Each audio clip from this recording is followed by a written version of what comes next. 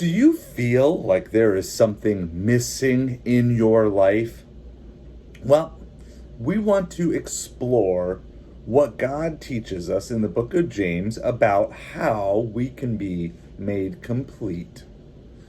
James chapter 1, verses 3 through 5, continuing in our series. For you know that the testing of your faith produces steadfastness or perseverance, and let steadfastness have its full effect, that you may be perfect and complete, lacking in nothing. If any of you lacks wisdom, let him ask God, who gives generously to all without reproach, and it will be given him. So on this channel, we have a 4-step process for improving our personal life, our gig delivery work, our small business, and really every aspect of everything that we do. Serve, learn, grow, adapt. And so we're going to tease out 4 principles today from these verses. First of all, in the area of serve, we need to remember that God gives generously to us, and therefore we should give generously to others. In these verses, it says that God gives generously to all, without reproach, without finding fault. In other words,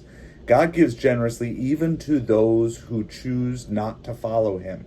And when you think about it, it's really true that there are people who ignore God with every aspect of their life, and yet he still gives them a body, a life, air to breathe, food to eat, water to drink. God gives generously to us. And so therefore, if we want to act like that, and if we want to live like Jesus lived, we also need to give generously to other people. So as you go into this week, look for opportunities where you can be generous to someone, even if they have absolutely nothing to offer you in return, or even more so, even if they've done something to harm you. Is there a way that you can still give generously to them? It may not be a tangible object. It might just be giving prayer, right? Maybe if it's someone who's hurt you, you still give generously by praying for them and praying that God would work in their life. Maybe there's someone who's hurting that you can help, give a word of encouragement. Maybe there's someone who's in need where you can give a meal. But since God gives generously to us, we want to find ways to give generously to other people. In the area of learn, this idea of completion or perfection, it doesn't mean that you're perfect, you never make a mistake. It means that your life has been completed and perfected. It is full. It has everything that you need, that you are living the way that you're supposed to be living. But lacking in nothing is a result of admitting that you are lacking in something. It's kind of an interesting parallel that we have here. So lacking in nothing is a result of admitting that you're lacking in something and asking God, right? In this particular case, James talks about wisdom. If any of you lacks wisdom, let him ask God, who gives, and it will be given to him, right? But in order to receive, we need to ask. Okay, many times I think we don't grow in our lives, in our personal development, because we don't ask God. And so when we don't ask, we're trying to keep everything under our control in our own hands. Instead, we need to look for ways to admit to God, God, I'm lacking in this area. I'm lacking in the area of wisdom. I'm lacking in the area of patience. I'm lacking in self-discipline. I'm lacking in these areas.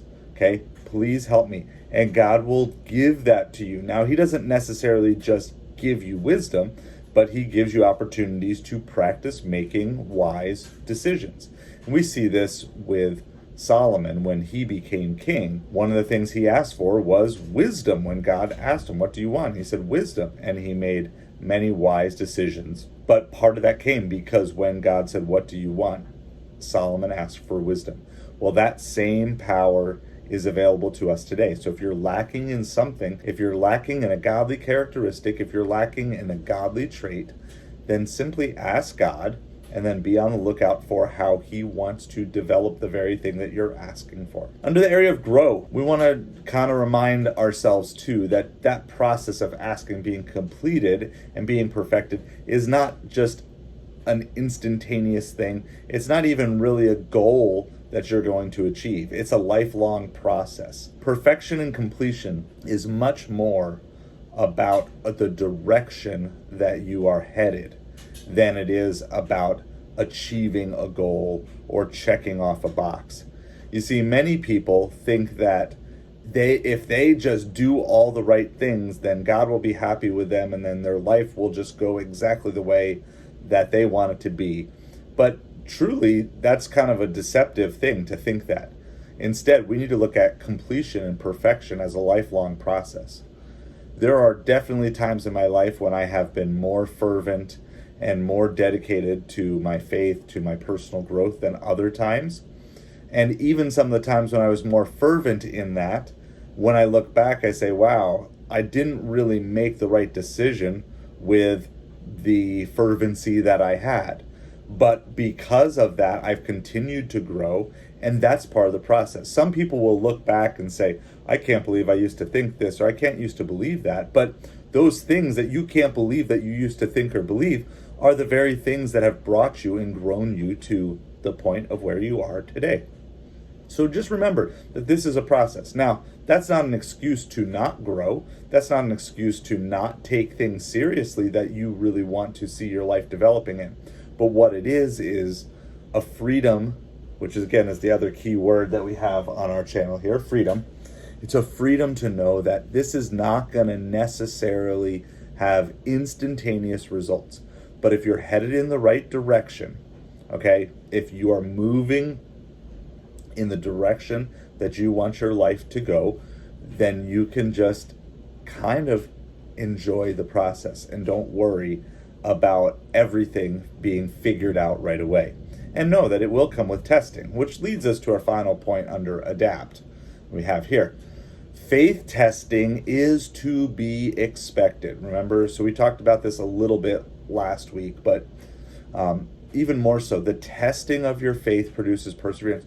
Notice that there's no, if your faith is tested, there's no condition to this. It is just very much the expectation that your faith is going to be tested. What you say you believe will be tested. And people will test you. Life is going to test you. Situations and circumstances will test you. Faith testing is to be expected. So don't be caught off guard about your trials. Okay? In other words, the Bible talks about this concept of don't think it's strange, or don't think as if something strange were happening to you when bad things, when faith testing things come, when life is not always rainbows, unicorns, and sunshine. Okay, faith testing is something that we should expect we will undergo on a semi-regular, if not daily basis, because that's the way to not only develop perseverance, but it's the way to really mold you into the person that you are being. If you've ever noticed kind of this idea that some people who are very old, near the end of life, where maybe you would think they'd be fearful for death, fearful for the end, fearful for the unknown, sometimes those people are the most joyful people that you have met, because they have gone and undergone the testing, and that doesn't mean they're not still, but they have been proven and been given the opportunity to prove their faith and their faithfulness over many, many years. If you're undergoing some form of testing right now, don't think it's strange. So serve. God gives generously to you. So we want to look for ways that we can be generous to others. Learn. The idea that we want to be lacking in nothing in our lives comes as a result of admitting that we are lacking something in the first place, and we need to ask God for help. To grow, being completed and perfected in our faith is a lifelong process. And adapt. Faith testing is to be expected. It shouldn't catch you off guard. So don't be caught off guard and don't think something strange is happening to you. This is the process of making you into the person that God wants you to be. Make sure you like and subscribe as we move forward in this series studying the book of James.